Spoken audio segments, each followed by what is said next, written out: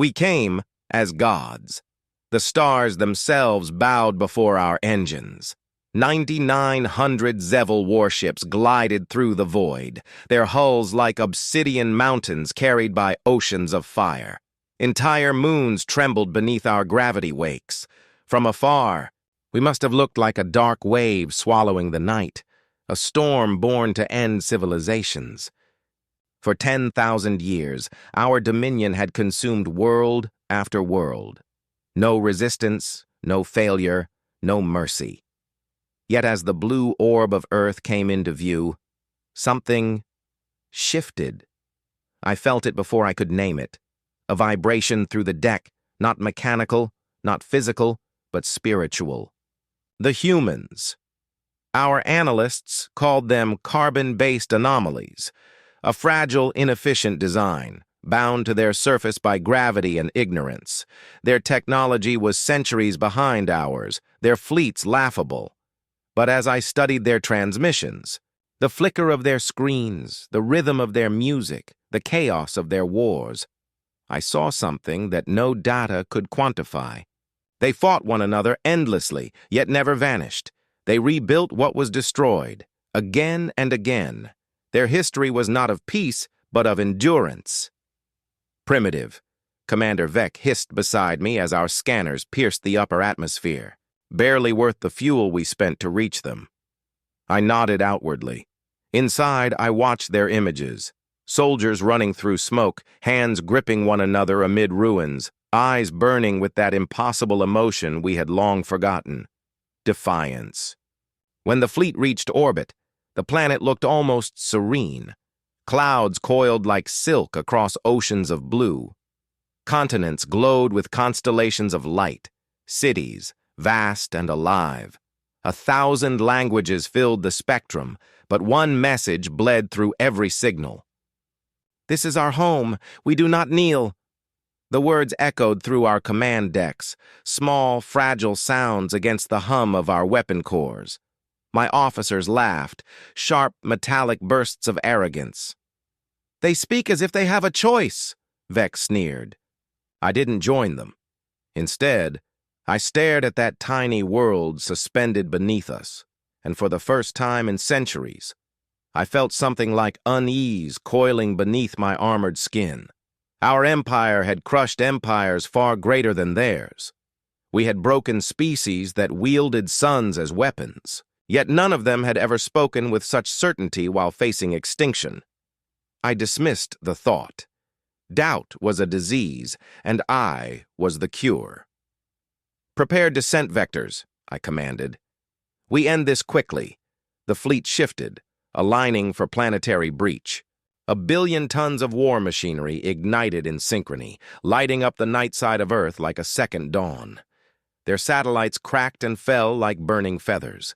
The skies filled with thunder, but even then, amid the static and panic, human frequencies surged back. Music, speeches, prayers. Defiance broadcast to the stars. No surrender, no silence. One of their transmissions broke through our jammers entirely. A woman's voice, calm, unwavering. "You came for a planet. You'll find a people." The bridge fell silent. I could hear only the heartbeat of the engines and the whisper of the stars around us. For the first time since my ascension, I hesitated to give the order to fire. What if the stories they told, their wars, their dreams, were not signs of weakness, but warnings of what awaited us below? No, it couldn't be. I straightened, clawed hands clasping behind my back. "Commence planetary bombardment," I said, voice cold as the void. Outside, the heavens opened. 9,900 Zeval ships unleashed fire upon a single world. And beneath that curtain of light, Earth began to burn, but not to break. We struck without hesitation. From orbit, the bombardment was absolute. Columns of plasma fire tearing through the clouds, reducing oceans to steam and continents to glass. From my command deck aboard the ZDN Vratal, the spectacle was magnificent. Beautiful even. A world remade in light and fury. For a moment, the surface of Earth resembled the birth of a new sun. "Targets neutralized," reported my weapons officer. "No significant resistance remains." Our analysts confirmed it. Communications silenced, defense grids shattered, energy signatures falling to near zero. The planet should have been dead. It should have been, and yet, in the flicker of the ash clouds, our sensors caught motion. Too much motion. Small crafts, hundreds of them, rising from ruined cities. Metal birds patched together with debris and desperation. Human aircraft, primitive by every metric, but guided by the kind of madness we had no algorithm for. They flew directly into our orbital paths, their engines screaming, their trajectories suicidal. "They're attacking!" Vex spat, incredulous. "With what? Scrap metal?" The first wave of our interceptors erased them effortlessly. The second wave cost us 2 fighters. By the third, we began to lose ships. Their tactics weren't elegant. They were unpredictable, wild, illogical. They learned mid-battle, turning failure into strategy. From the chaos, one transmission broke through our interference, grainy, fractured, filled with static and the roar of wind. "If you can hear this, we're still alive. Keep fighting."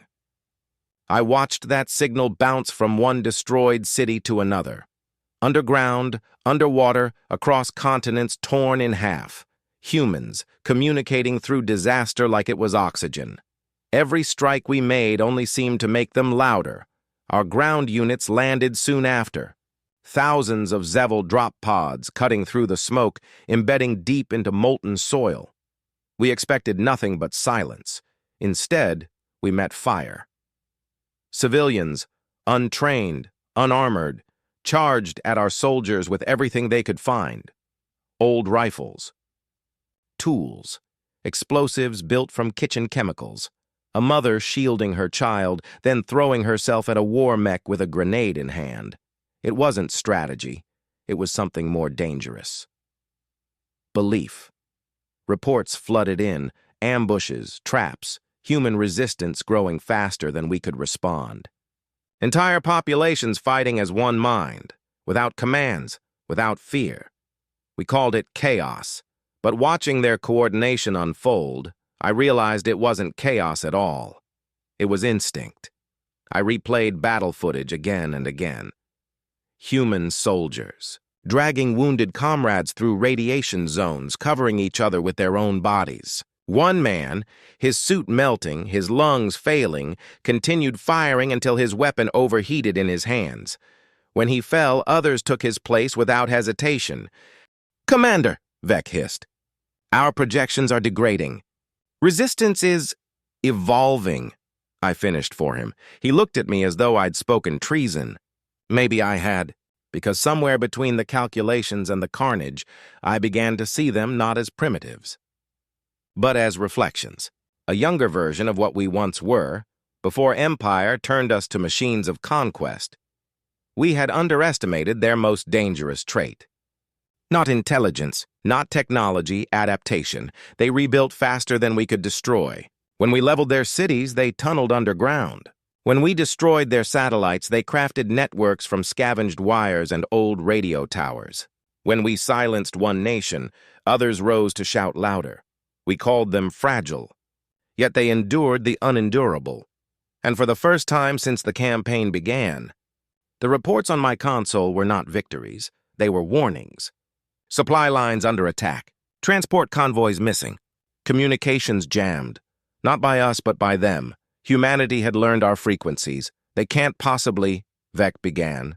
They already have, I interrupted, watching as one of our cruisers went dark on the tactical display. Seconds later, a human fighter, barely functional, crashed into its reactor core. A flash. Silence. Then static. I stood at the viewport, watching the planet still burning, still screaming, but not dying. Never dying. How do you conquer a world that refuses to understand surrender? The thought struck me like a cold wind through the armor of certainty I had worn my entire life. We had come as gods. We were meeting something far more terrifying, creatures who looked upon death not as an end, but as fuel. And as the fires of Earth flared brighter against the void, I knew the war had changed. The first strike had not broken them. It had awakened them. The war that should have ended in hours stretched into weeks. For the Zeval Dominion, this was unthinkable. We were not designed for duration. Our wars were lightning strikes, efficient, absolute, and sterile. We erased civilizations before they even understood they were under attack. Yet on Earth, victory began to rot into something unfamiliar, something terrifying. The planet itself turned against us. Its gravity dragged on our armor. Its atmosphere corroded our plating. Its unpredictable weather shredded our aerial drones. Even the oceans, those vast blue scars we had ignored, became weapons. Human submarines, long obsolete by our standards, struck from beneath storms that our sensors could not penetrate. Our data officers insisted the humans were finished. But every time we silenced a signal, 3 more rose from the ashes. They did not fight like soldiers. They fought like survivors. In the ruined forests of what they once called the Amazon, our thermal sensors picked up heat signatures, hundreds, then thousands. We assumed they were animals until they began firing homemade rockets, guided by nothing but instinct and desperation. In the frozen wastelands of Siberia, they used the cold itself to kill us. Our armor, made for vacuum and heat, froze, cracked, shattered. The humans emerged from the blizzards wrapped in rags and defiance, wielding blades carved from our fallen drones. And in the deserts of what was once Africa, they struck our convoys at night, silent, coordinated, impossible to track. They had learned our patterns faster than our systems could adapt. Weeks bled into months. Our fleet still hovered above, but the ground was lost. I watched endless streams of captured footage, trying to understand them. Their faces haunted me. Not warriors, not soldiers, people. Farmers wielding captured plasma rifles. Children carrying messages between ruined cities. A teacher leading a charge with nothing but a torch in hand. Everywhere we looked, we saw only what we had destroyed, and from every ruin, they rose again. The siege of Kyoto was our breaking point. The city had already been burned once. Our ground forces moved in to pacify what remained. But beneath the ash, the humans had built tunnels, an entire network of resistance. They emerged in waves, wearing the armor of our dead, their banners painted with soot and blood. Our elite, the Zeval vanguard, descended to crush them. We sent thousands. Only a handful returned. From the command deck, I watched the battle unfold through broken feeds. Smoke and flame devoured the skyline. Human fighters charged our mechs armed with nothing but improvised explosives, old fuel cells, scavenged detonators, pure rage. They detonated themselves beneath our war machines, bringing them down one by one. It was not war. It was vengeance given form. And then, amid the static and chaos, a transmission cut through every frequency, human and Zeval alike. A man stood among the ruins of Kyoto, his uniform scorched, his voice steady. "You came for a planet," he said, "but you found a people who will never surrender." For a moment, the entire galaxy seemed to hold its breath. That message spread faster than light. It infiltrated even our encrypted systems, carried by the humans' own stolen code. Our soldiers began whispering it in disbelief, repeating it like a curse or a prayer, the contagion of courage. Our morale fractured. Orders were questioned. Some units refused to fight. Others defected, unwilling to face what they called the unkillable. I stood in the dim light of my command chamber, watching the blue sphere spin slowly below. Once we called it a target. Now I wasn't sure what it was anymore. Was this resistance madness, or the purest form of survival? Even the Empire's historians, those who chronicled our every conquest, would have no language for what was happening here. I turned to Vec, who stood beside me, his armor scorched from the last failed offensive. His eyes were hollow. "They should be extinct," he rasped. "They should," I agreed. "But they are not." Outside, storms rolled over continents still burning from our weapons. I had never known fear. But as I stared into the flickering lights of Earth's defiant cities, cities that refused to stay dead, I understood something our empire had forgotten long ago. The strength of a species isn't measured by its technology, but by how much it will sacrifice to keep its fire alive. And humanity's fire was spreading. The unthinkable happened. Our fleets, the pride of the Zeval dominion, forged in the hearts of dead suns, began to lose. Not to superior weapons, not to strategy, but to belief. Every campaign in our empire's history had followed the same rhythm: overwhelm, annihilate, advance. But Earth disrupted that rhythm like a discordant note that refused to fade. Their resistance spread through our ranks like infection, quiet, unseen, unstoppable. At first, it was small things. Soldiers hesitating to fire, pilots transmitting intercepted human broadcasts. One I remember clearly, static, then a woman's voice trembling through the void. "We are not afraid to die. We are afraid of giving up." That single phrase spread across channels faster than any encryption could stop it. Within days, we lost more to hesitation than to battle. I ordered the purging of all human transmissions. We shut down their frequencies, jammed every signal, burned entire archives. But the stories persisted, carried through whispers, etched into armor, repeated in the dark by soldiers who no longer believed in the Empire's glory. Even beyond Earth, colonies began to stir. Subjugated species, those we'd ruled for centuries, heard humanity's defiance and began to rise. Riots on Cathara Prime, mutinies in the Andros Belt, entire mining fleets refusing orders, declaring allegiance not to the Zeval dominion, but to the human cause. The war for Earth had become something larger, a war for meaning itself. Our high command panicked. They blamed me, the fleet, even the gods we no longer prayed to. In desperation, we turned to the forbidden weapon, Project Oblivion, a sun-crushing device capable of consuming the entire Sol system. The plan was simple: erase the battlefield, erase the myth. We would end them not with defeat, but with extinction. I remember standing before the activation console aboard the dreadnought Kareth Prime.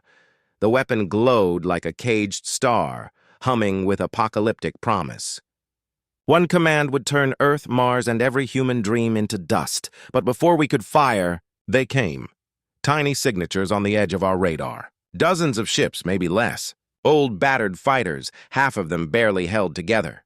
They called themselves the Last Dawn Squadron. At first we thought it was a trick.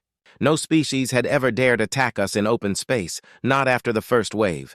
But as the fleet commander ordered the annihilation of these insignificant gnats, one human transmission pierced our comms. "If humanity must burn, we'll make sure you burn with us." Then they dove. It was chaos. They tore through our defensive lines, weaving between beams of plasma, engines flaring white-hot. Their ships should not have survived the first volley, and yet they moved with purpose. Fearless, coordinated, furious. Our escorts formed barriers, but the humans rammed straight through them. They weren't fighting to win. They were fighting to make sure no one did. They reached the weapon's core. I watched through the viewport as one of the last surviving fighters, hull disintegrating, spiraled into the ignition chamber, a final transmission barely audible, for Earth. And for all who still believe, then light. The detonation blinded half our sensors. The Kareth Prime erupted from within, the weapon imploding before it could fire. A shockwave ripped through the fleet, tearing apart ships like paper under a hurricane. When the light faded, silence filled the void. Where once there had been 9,900 Zeval vessels, now there were barely 4,000. The rest, gone, vaporized. I stood among the wreckage, my hands trembling, the stars around us flickering through smoke and debris. "Admiral," Vec whispered beside me, voice hollow. "They destroyed their own sun to stop us." "No," I murmured. "They destroyed ours." The survivors gathered in fragmented clusters, too broken to regroup. Messages began circulating through our damaged networks, messages not of orders, but of questions. Soldiers wondering aloud what kind of species would rather die than kneel. Officers whispering that maybe, just maybe, these humans were not prey at all. Maybe they were the storm. For the first time, I couldn't disagree. Our empire had mistaken endurance for weakness, emotion for frailty. We'd thought ourselves gods, untouchable, infinite. But gods do not bleed, and on that day, amid the drifting graves of our fleet, I realized that we were the ones being hunted. As I gazed toward the burning blue planet below, I could feel it. Humanity's will rising from the ashes, unbroken, unstoppable. The tide had turned, and even the stars themselves seemed to tremble. The planet we had once called a prize now lay in ashes. Cities reduced to molten scars, oceans poisoned, skies heavy with radiation. By all logic, Earth should have been silent, a grave for a doomed species.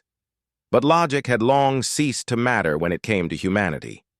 From those ashes, something impossible began to rise. Our reconnaissance drones captured the first evidence, massive energy readings emerging from the planet's night side.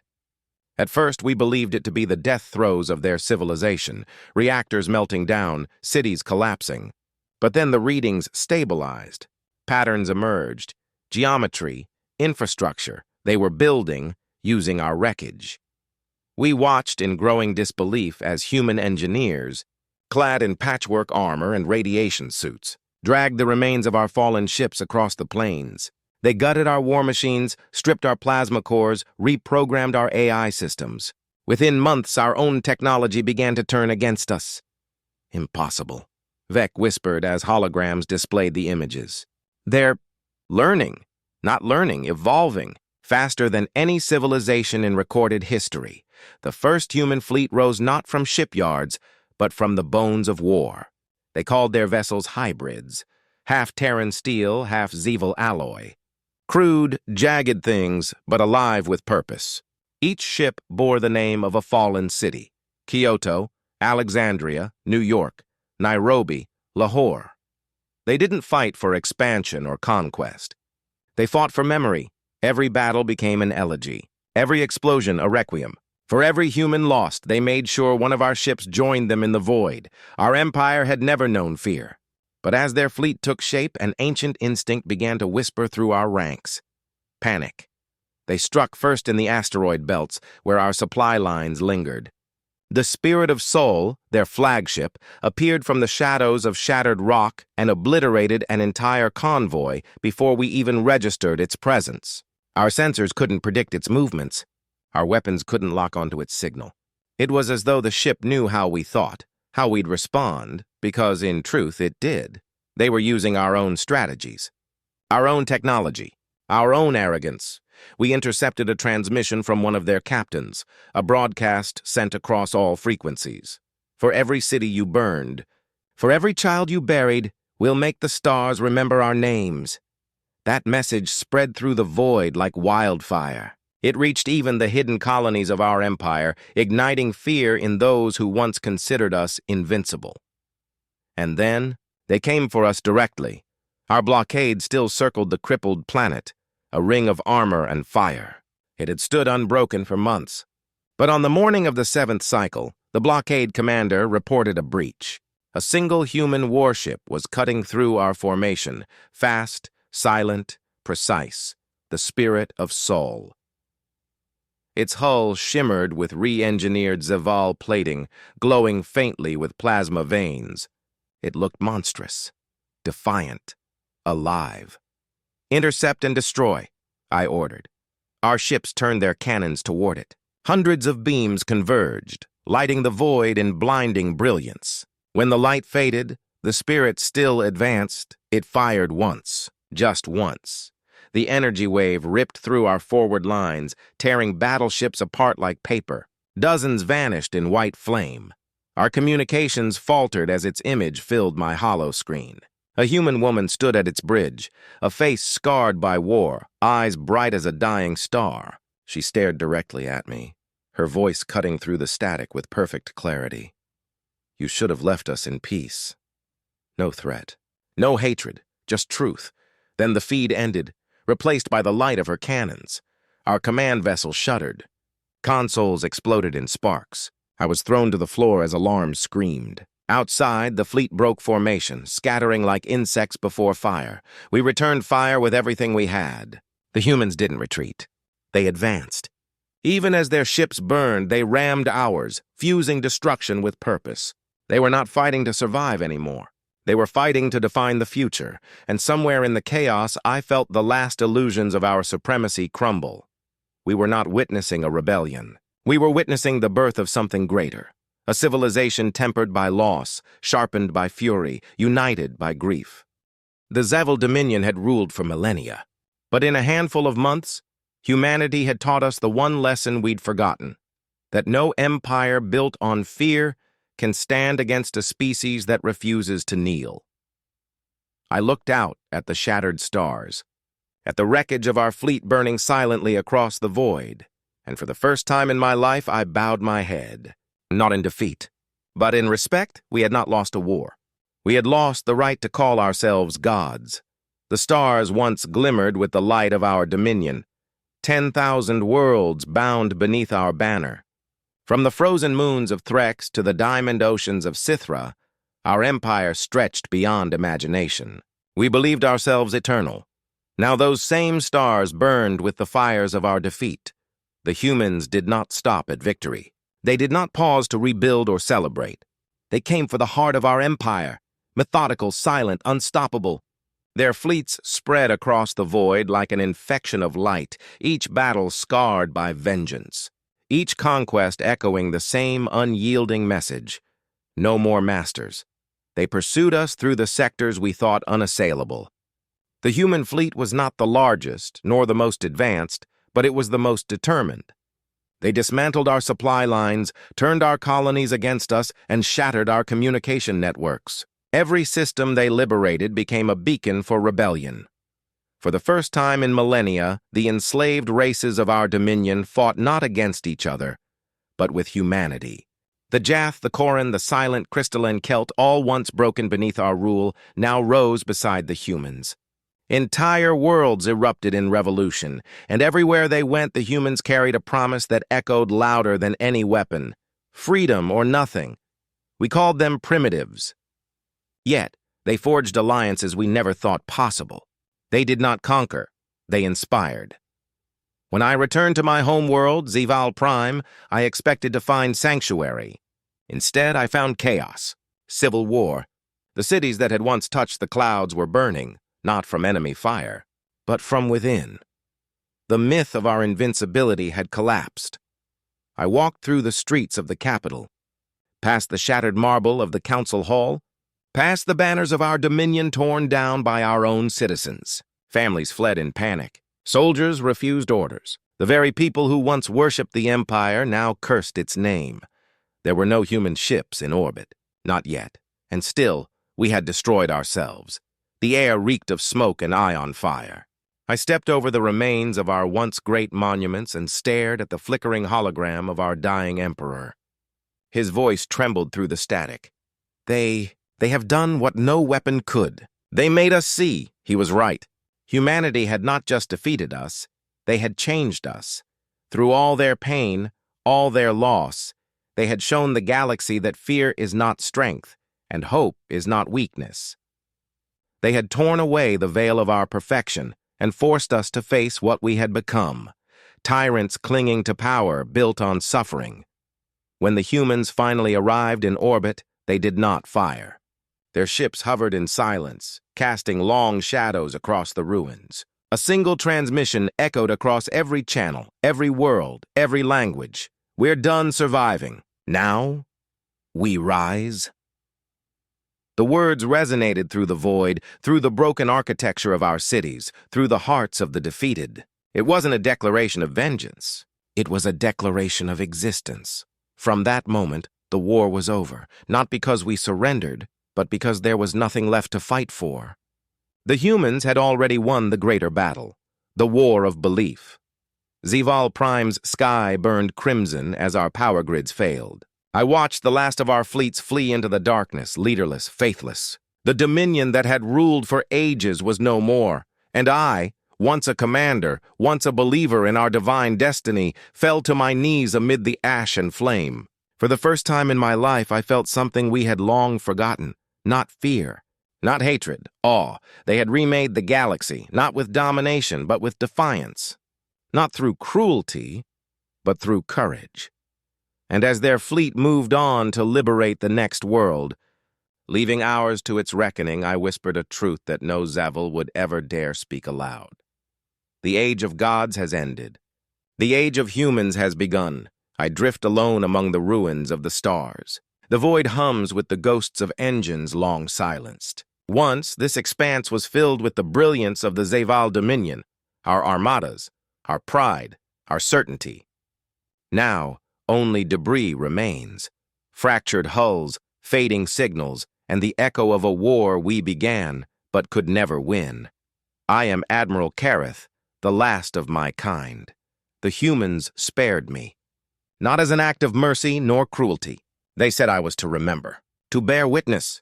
Tell them, the human admiral said before her fleet departed. Tell the galaxy what happens when you mistake humanity's hope for weakness. That command haunts me more than any wound, for I have seen them, these fragile, flawed creatures who walk in storms and build homes from ash.